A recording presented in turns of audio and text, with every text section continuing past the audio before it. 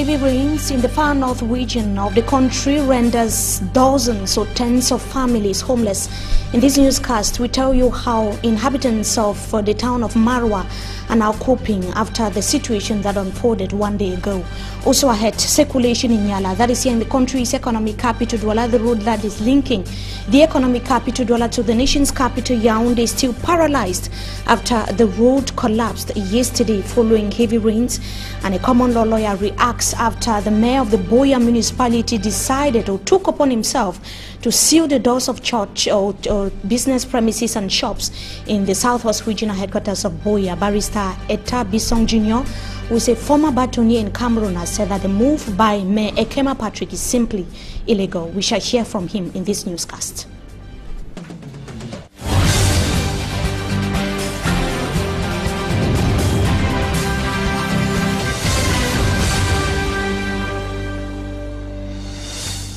Good evening to you, ladies and gentlemen. We thank you so much for joining us in this edition of the Primetime Newscast on Equinox Television. Let's begin right away with the situation of inhabitants in Marwa, far north region of the country, where several families are now rendered homeless after their houses were inundated. An incident which happened one day ago. Victims are now forced to pass the night in the open air. As a result, what are local authorities doing as far as the situation is concerned? A report from me, Sanda, tells us more in the following report. Marwa, chief town of the far north region, did not escape the recent flood that hit several localities across Cameroon. The material loss caused inhabitants of this city is enormous. Victims say they could neither help their activity nor save their property from flood. They lost, among other things, millet, onion, and important documents. Comme l'eau en grand, on ne pouvait plus faire sur toutes nos affaires. Il y avait le mil dedans, il y avait le télé, il y avait les oignons, tout dans la maison. Il y avait 3 actes de naissance de mes enfants qui ont été emportés de l'eau. Devastated banana, maize and millet plantation, ravished houses is the image left by this disaster in the city of Marwa. The victims are forced to spend the night in open air. Mr. Hamadou Sanda says he lost everything to the flood. His cattle, houses have all been swept away by the run of water. Je suis devenu comme un fou dans la route, tout est parti. Je suis resté même bredouille. Quoi faire actuellement? Je suis dépassé. Je suis dépassé. La conscience, 7 maisons sont parties. Je ne sais quoi dire actuellement. Obliged to live in an open air, the victims have only their mats and few pieces of cloth to get going. The senior divisional officer for Diamari, under the instruction of the governor for the Far North region, Mejiawa Bakari, visited the area to extend government's comfort to the affected population. And the SDO for Diamari has equally pledged to support and resettle those that have so far been affected by floods in Marwa, far north region of Cameroon. Now, calm is gradually returning to Limbe in the southwest region of Cameroon, though search is still underway to retrieve an unknown number of persons who were buried in Tuesday's mudslide in Limbe Free subdivision.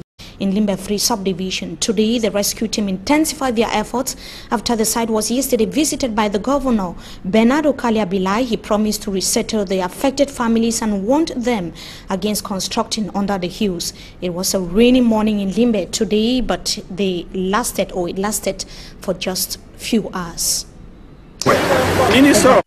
The Bat road leading to the base in Marwa Bay in Limbe was simply reopened after it was closed as a result of the downpour in the town of Limbe. Davis Maimo tells us more in this report. It was an all-night job initiated by the Limbe City Council with excavators, caterpillars and trucks in their numbers involved to clean the road following the landslide that blocked the road. The importance of the road as it leads to the headquarters of the Cameroon Elite Force, the B, given the present dispensation that will have prohibited the movement of B personnel with their equipment in case of an issue need to be salvaged, cannot be underestimated.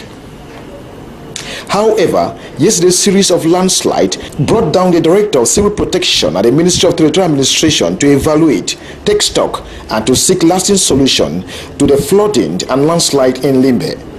In a crisis meeting that was accompanied with a visit to some of the disaster's area, the governor of the Southwest region, Bernard Okalabilai, called on the local population to obey instructions from the government when carrying out construction of their houses, lambasting that construction of houses on waterways and risk zone is the consequences of people losing their lives.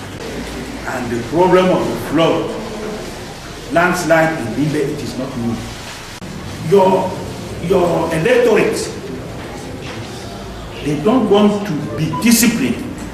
They don't want to respect measures taken by the administration. That is the consequences. The Honorable Member of Parliament, Etombi Gladys Ikome, used the medium pleading for government intervention as she said the council alone cannot shoulder the situation in Limbe. I think that the councils, the city council, they are not in a position to handle this situation on their own.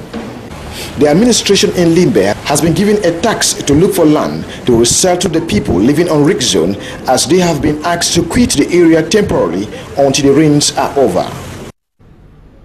And forever, inhabitants in Bonabere of the Douala 4 municipality are equally searching for a boy who went missing. That was yesterday. It should be noted that that part of the Douala 4 subdivision was hit yesterday by floods. It is alleged that the boy was swept away by the water. The inhabitants of Forever in Douala municipality are equally calling on the government to reconstruct drainage system to enable the steady flow of water. The call is coming after they spent the entire day, that of yesterday, the 25th of July 2018, in the water due to the heavy rain that visited the neighborhood. Several of them were visited by the water in their houses, and enormous material damage was recorded. And in the following reactions, we shall be getting the views of some inhabitants of Forever that were speaking to Sumanjikan Gabriel and Robert Mukube. We have experienced high tides that we have never seen before. And all this blame goes to the construction that was done at the entrance into Pont de Bois. The bridge was constructed at a very low altitude. For the past 12 years that we have been in this quarter, we have not experienced such a situation like this. It is terrible. The government has to do something.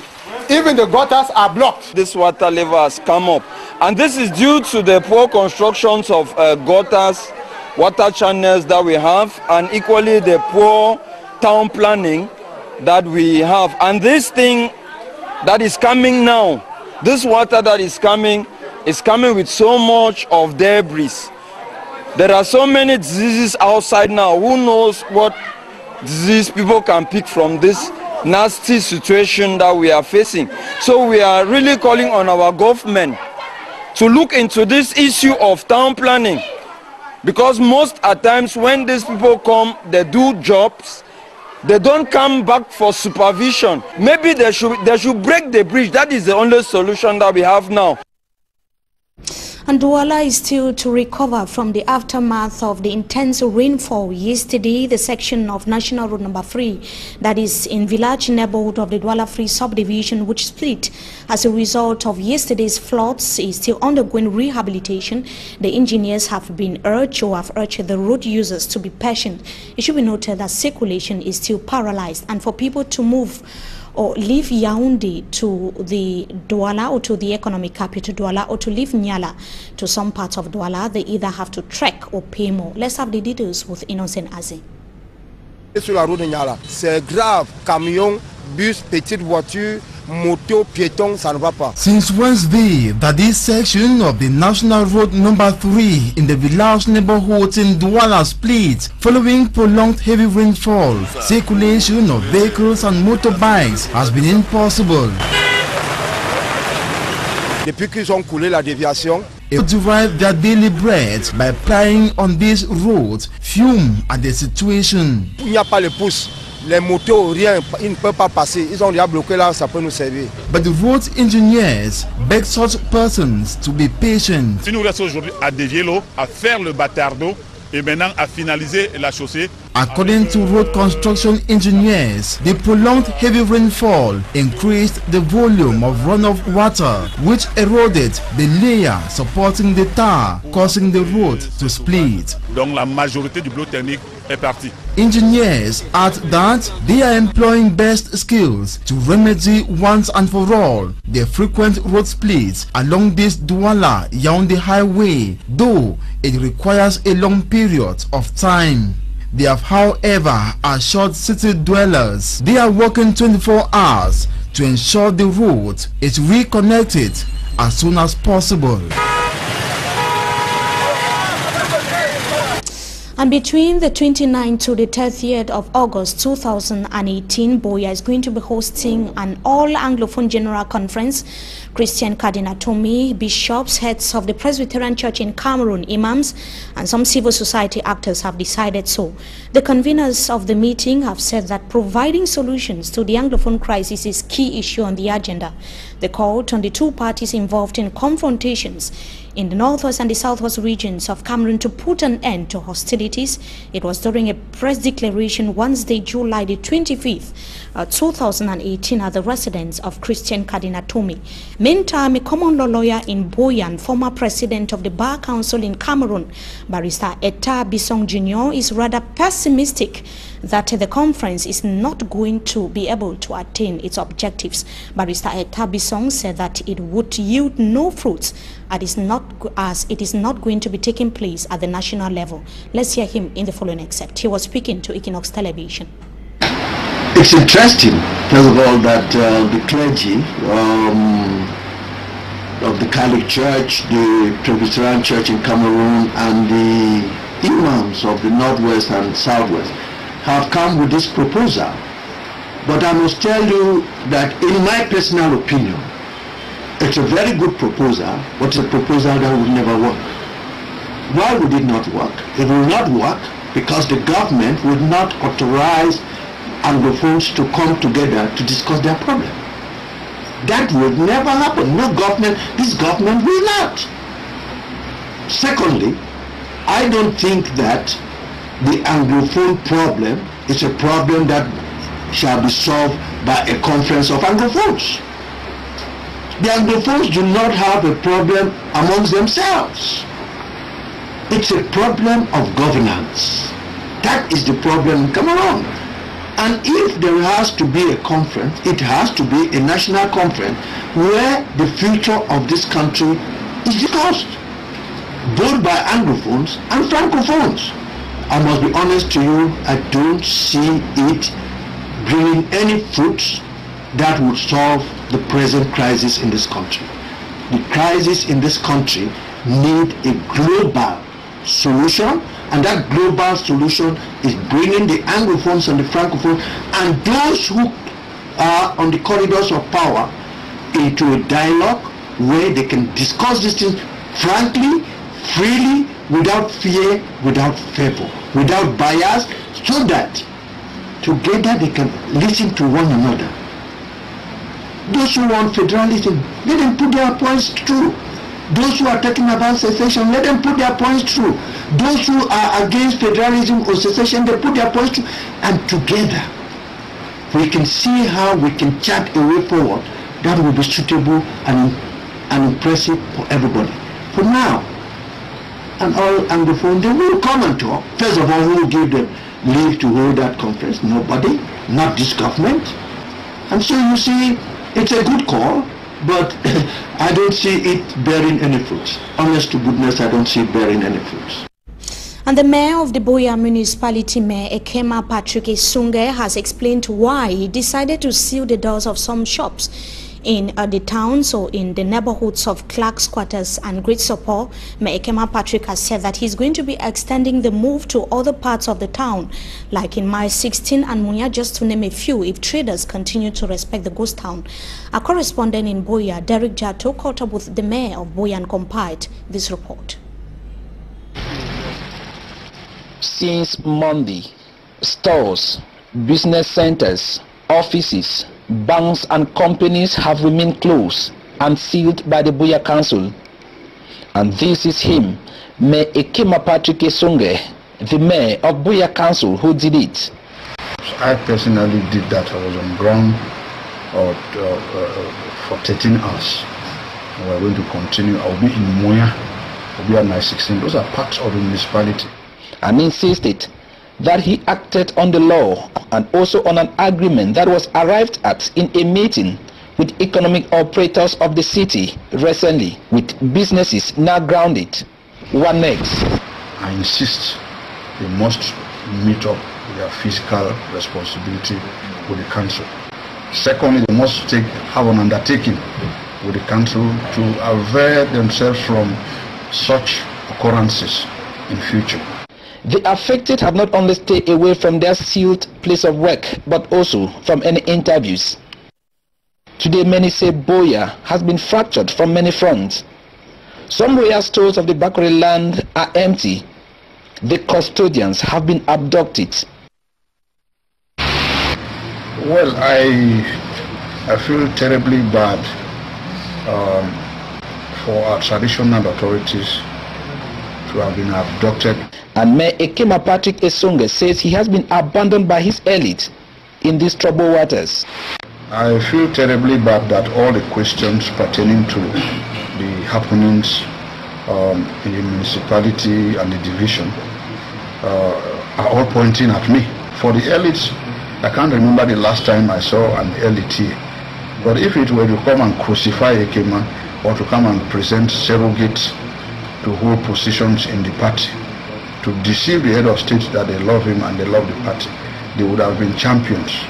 Unfortunately, all of them are refugees now in Yaoundé and in Douala. Apart from the economic and chief's abduction that Mayor KMER Patrick Esonge is battling with, there is also another hot potato on the mayor's table: the CBDM party that elected him into this office. It is humiliating. I think it's a mark of resignation that Fako division did not sit in a conclave to appeal to the head of state to present his candidature. Who then is going to come down to do campaigns for the head of state? And that is the picture of the Southwest Regional Capital, Boyar, as the Anglophone crisis deepens. And talking about the closing of some shops in the Boyar subdivision by Mayor KMER Patrick Esonge, a lawyer in Boyar has practically kicked against the decision by the mayor to seal the doors of shops, qualifying it as illegal. According to barrister Attabi Song Jr., the traders have their right to decide when to open their shops or simply stay at home. The former bâtonnier equally added that the mayor cannot win the case against the people if the matter has to go to court. Let's hear him in the following excerpt. He was speaking to Equinox Television. I must say that I am particularly shocked that in a country which professes to be a state of law, actions like this are taken and nothing is being said about it. When I say nothing is being said, I mean nothing is being said by the state. I must say that as a lawyer, the action which the municipal authorities, the mayor and his courts are taking, the action is completely illegal. It is wrong for anyone to go and shut up another person's business premises for the reasons which they are advancing. You know, these are private businesses, and so they don't have really any fixed rule as to when they should open, when they should close, whether they can decide to open every day of the month or whether they should never be ill. You know, take a businessman who goes out to buy his merchandise to come and sell, and he's a sole proprietor of his business, and he shuts his shop and goes out to buy the merchandise, say in Douala, and on his return he finds that his shop has been closed. That is definitely illegal. I want to say that, you see, this does not, people don't know what the law is. First, it is a criminal act, because that's what in criminal law we call disturbance of quiet enjoyment, and it is a civil wrong in what we call trespass to land. I'd like to give an example. You see, a landlord has no right to go and lock up his tenant's premises because the tenant has not paid rents. You follow due process of law. But in the case of Boyar, what is happening in Boyar now locking up of people's stores or sealing, as they call it, with pieces of paper hung, pasted on the doors. It's completely illegal. They are trespassing on the property of the people who are in possession of the store. It is not the owner who has a right of action. It is the person who is operating in the business premises. So it is completely illegal. And I should imagine that the mayor should have advisors, and I know that there are councillors there in that council who are legal minds, who should tell the mayor that this type of action is completely illegal and uncalled for. What offense? What is the offense for a businessman not opening his premises? But somewhere along the line, somebody must start an action to stop this type of nonsense. Because it is absolute nonsense. So somebody must stand up someday and fight this type of fight and let the courts declare whether the mayor or whoever can go and shut up a man's business place for reasons which are not in violation of any law. Barrister Attabi Song Jr. there speaking to Equinox Television. Now, traders in Melong Central Market are protesting against what they have termed exploitation on them from traders. The women are complaining that buyers came with fabricated large buckets to measure produce, which they in turn offer very low prices. They have said that it is making it practically impossible for them to make profit. A reporter for me, Armstrong Sander, has the details in this report. The women who sell farm produce in the Melong Central Market say they came out today to put an end to what they term exploitation from buyers.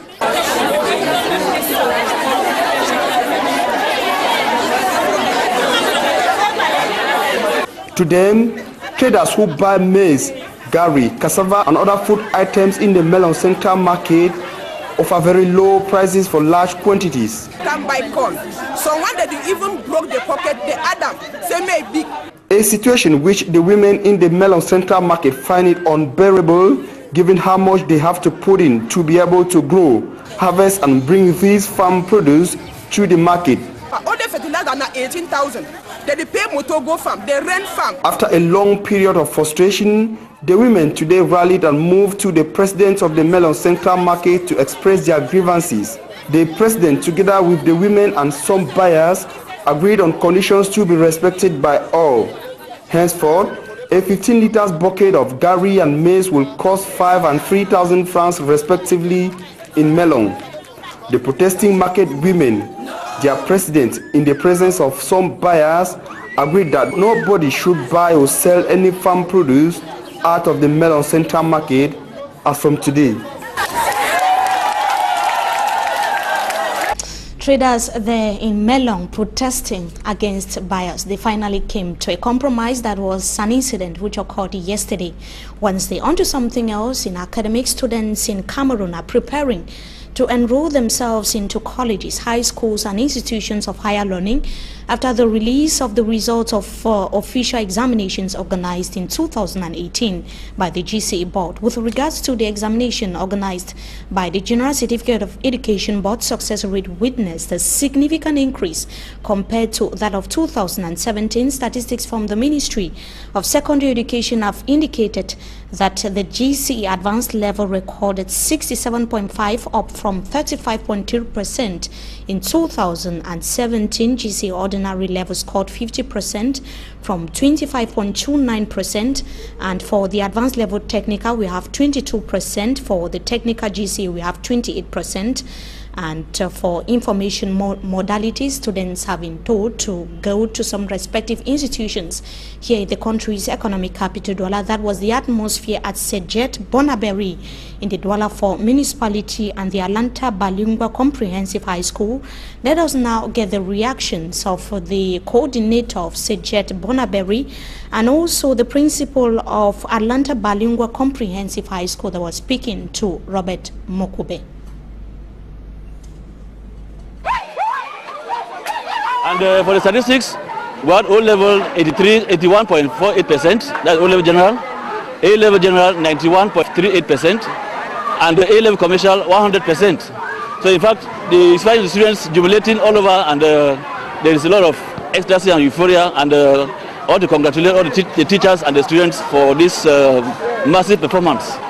The advanced level general scored 83%, and the ordinary level general scored 90.45%. The advanced level technical scored 76.6%, and ordinary level technical scored 73%. I want to appreciate the work done by my students and the staff as a whole, and to inform the general public that admissions are open every day from 8 a.m. to 4 p.m.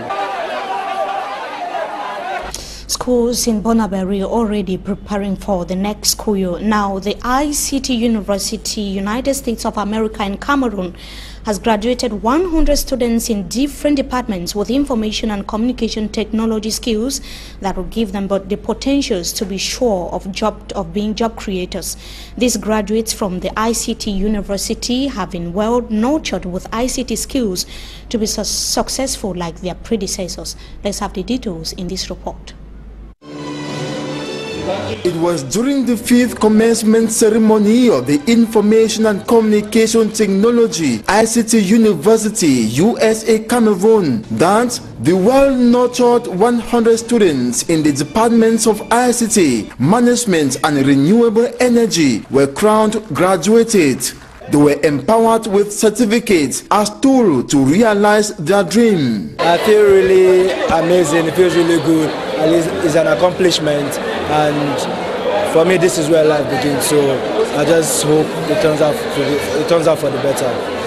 I feel very happy and proud to be a graduate in banking and finance, and I'm so happy I won an award for the best person in my field, and I hope for a better future.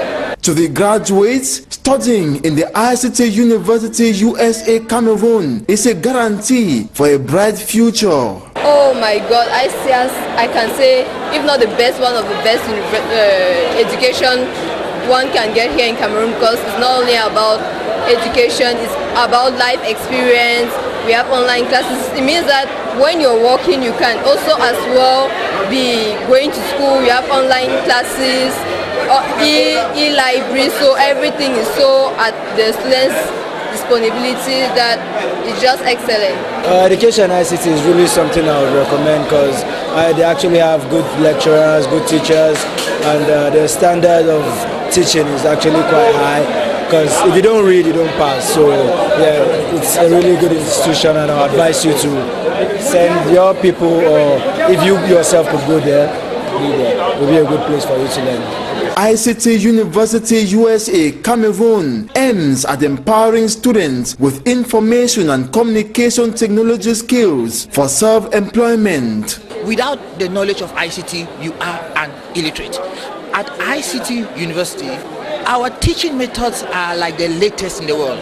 Like at our university, you can take classes online and on-site. Our online platform is not like any other online platform. It is unique. You can sit in your house, sit in your office, sit anywhere in the world and take your courses and complete your bachelor's, master's and PhDs. Some courses offered in ICT University include information and networking, business, renewable energy, and lots more. If you just visit our site, ictuniversity.org, you will see a lot of courses we do offer. ICT is for everybody. Even when we do teach economics at ICT University, we put that component of ICT in it. So that is the difference between our courses and what we do as compared to all of the other universities. The graduation at the Yaoundé Congress Hall grouped university dons from Cameroon, Kenya, Nigeria, Burkina Faso, Uganda, to mention but a few. All in a bid to give the ICT University USA Cameroon graduation the grandeur it deserves. We are very, very proud of all the graduates. They did excellent. They were very, very serious. Their parents gave them a lot of support. And what we are very proud about our graduates is that a lot of them get jobs. And so we are very proud of that, and we look forward to this new group getting not necessarily employed, but creating their own employment. Because we train all our students with knowledge of entrepreneurship. We just want to tell them to keep the faith, trust God, like the speaker said, and keep dreaming big, not small. Some of the academicians were also awarded medals and certificates. A Mensa is a booster to me, a mark of recognition to actually find out that my boss recognizes my work, and it gives me more impetus to work and to put all my best to make sure that we have the best students from ICT University. They should put everything in the hands of the Lord, because once they entrust everything in the hands of God, they will never falter, they will succeed. The ICT University USA Cameroon's 5th commencement ceremony was presided over by Professor Nyongbert Gabsa Wilfred, Secretary General in the Ministry of Higher Education, who represented the Minister of Higher Education. Also present during the ceremony was the Deputy Senate President of the Federal Republic of Nigeria, Professor EQUINOXE. Chair, Mr. Pons, Nicole Nanga. And on that note, we come to the end of this edition of the Primetime Newscast on Equinox Television. Viewers, so thank you so much for joining us. Wishing you a blessed stay in the company of our programs. Until we meet again, goodbye. Stay